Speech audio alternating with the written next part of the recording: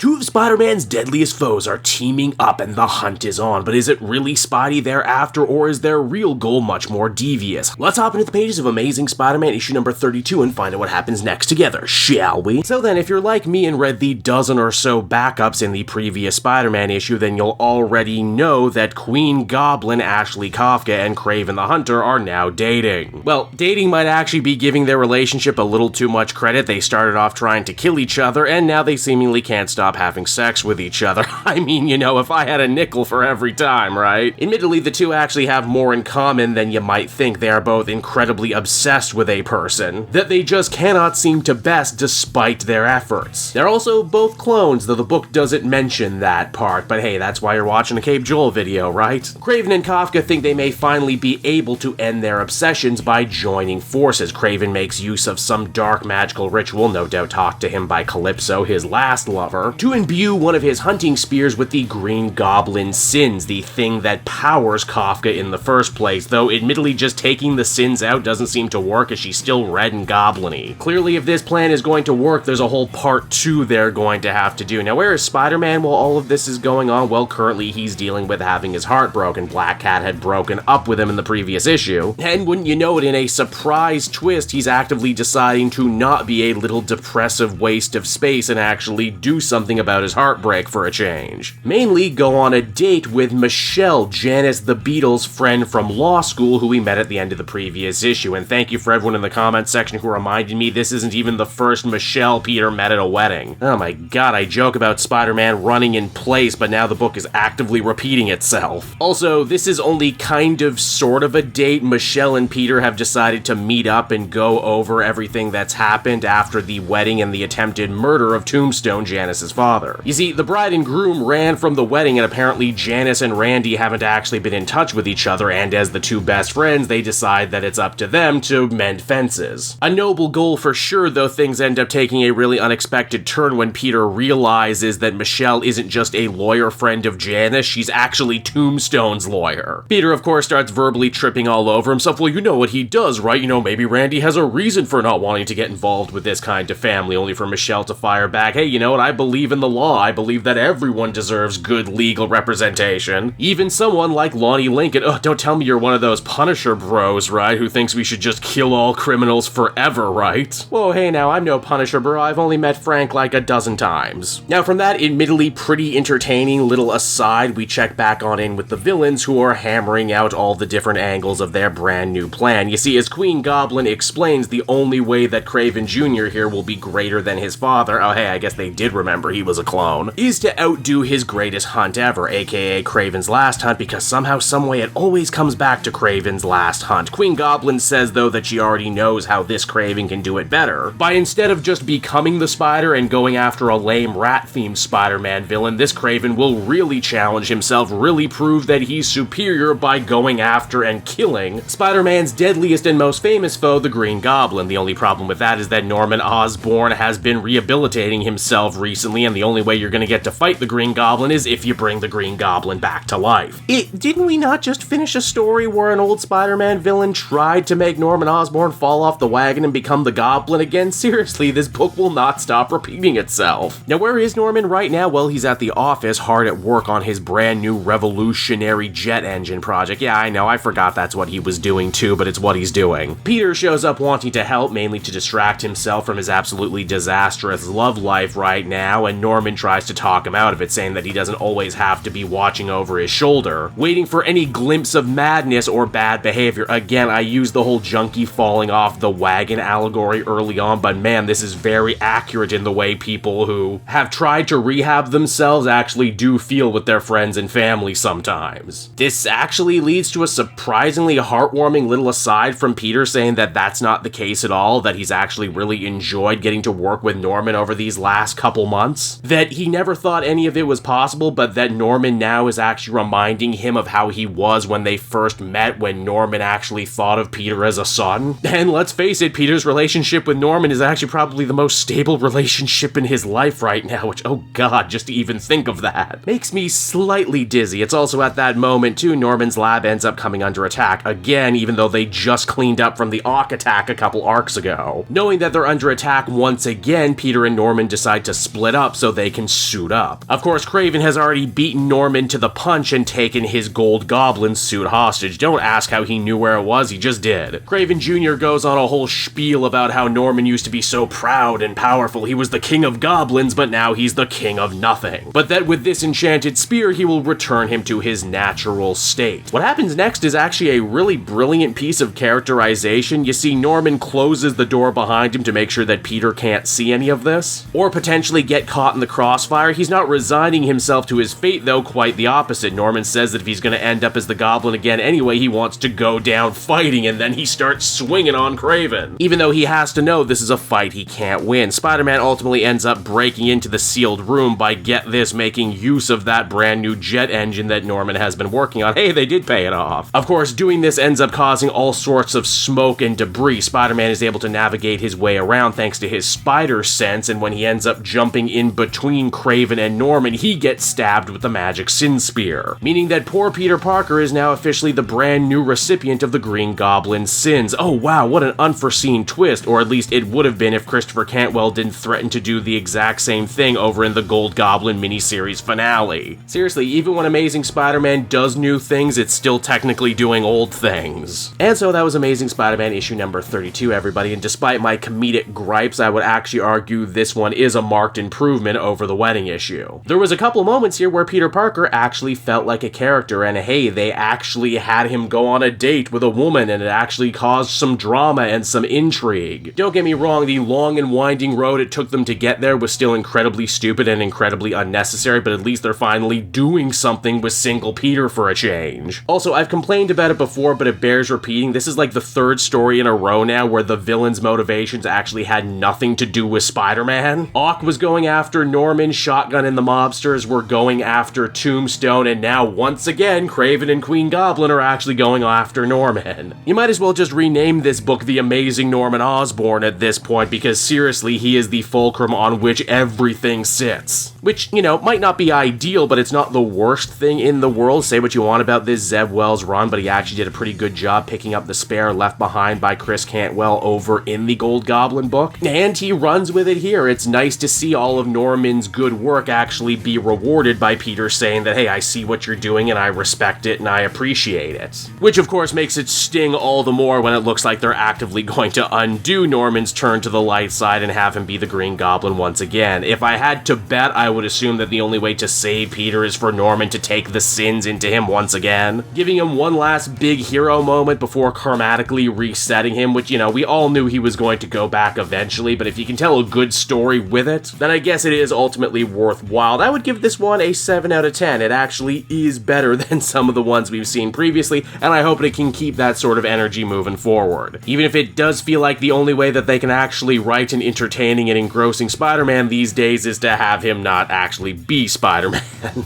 Hey there everyone, it's your old pal Cape Joel again, thanking you so much for watching to the end of the video. I hope you enjoyed it, and if you did, why not check out my Amazon link down in the description. Yes, that's right, the Cape Joel channel officially has its own Amazon storefront now. You can pick up a comic or anything else for that matter, and if you did, you'd really be helping me in the channel. So with that out of the way everyone, I will see you again next time. Bye-bye.